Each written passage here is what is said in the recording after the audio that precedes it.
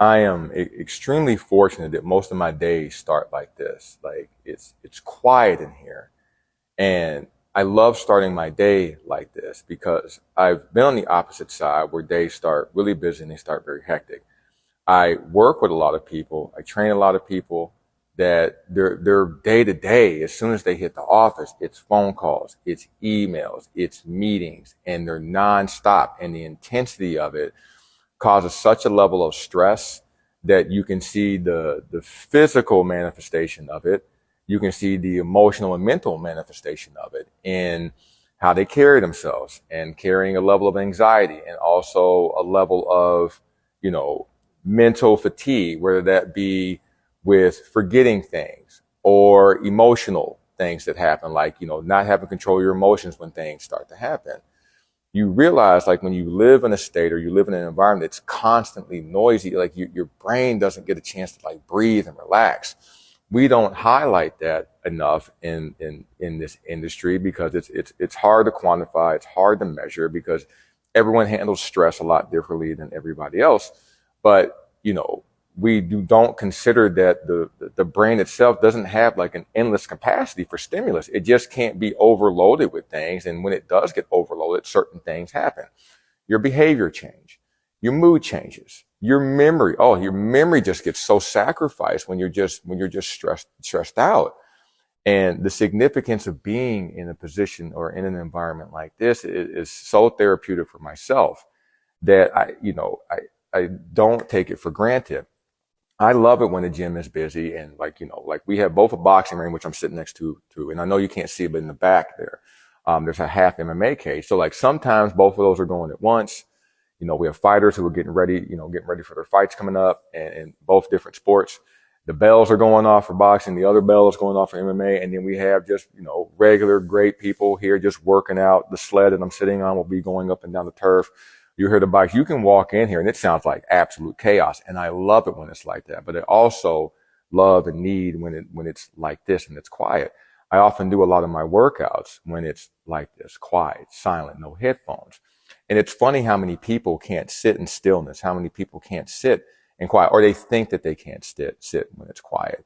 And, you know, when I recommend these things to people, or like I film my workouts and I show them in like the amount of people who are like, oh, I couldn't do that. Like that would just be too tough for me. And like not even the workout itself, just it being quiet. I'm like, well, anything is a practice. Anything takes time to develop, even just sitting in quiet.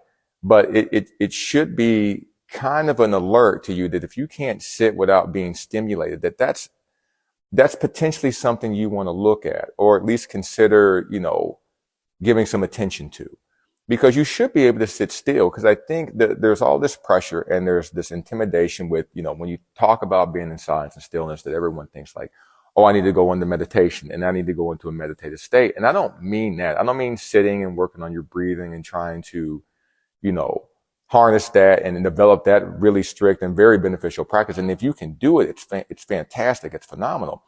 What I'm talking about is just sitting and just quiet. Don't let your thoughts race. Let them run. Like hear the noise. Let all that happen.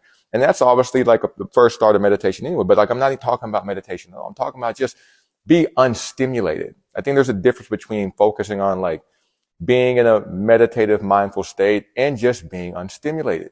You need to do that for your body. You need to do it for your brain. You need to do it for your mental, emotional capacity and also wellness.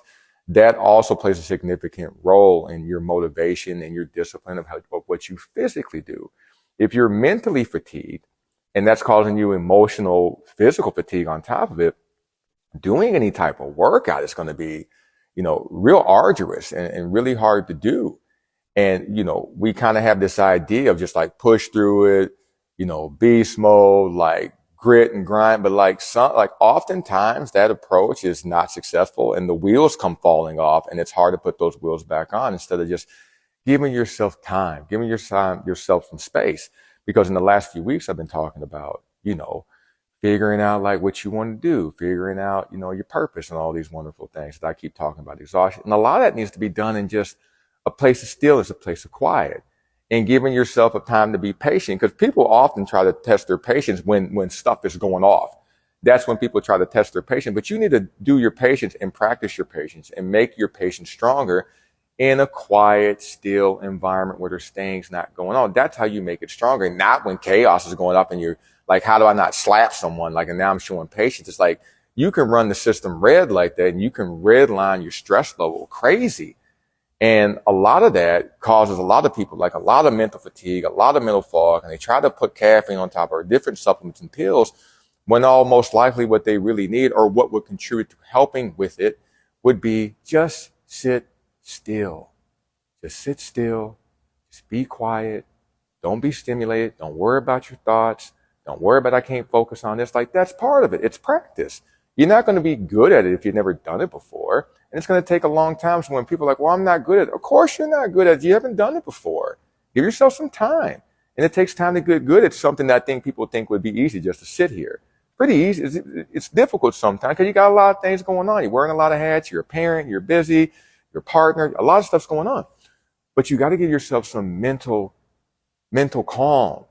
And in your mental calm, that allows you to do other things. But you can't. It's like, you've been working out for the last 3 years nonstop, like no breaks. You're going to physically break down and you can mentally break down.